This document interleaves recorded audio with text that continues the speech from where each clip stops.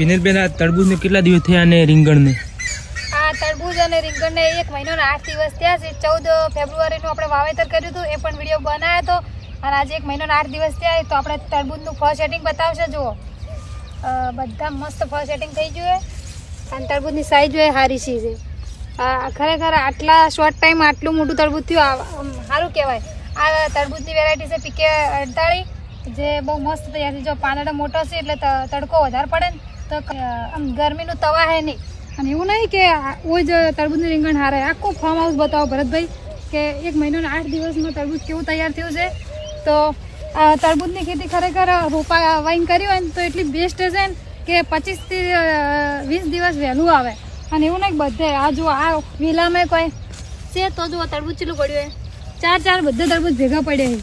અને સિઝનનું તરબૂચ તો ખરેખર સિઝનનું જ છે. બહુ મસ્ત થયું છે. તો જોતા રહેજો મારા વિડીયા. અને કેવી લાગી અમારી તરબૂચ અને રીંગણની ખેતી કોમેન્ટ કરજો. જય જવાન.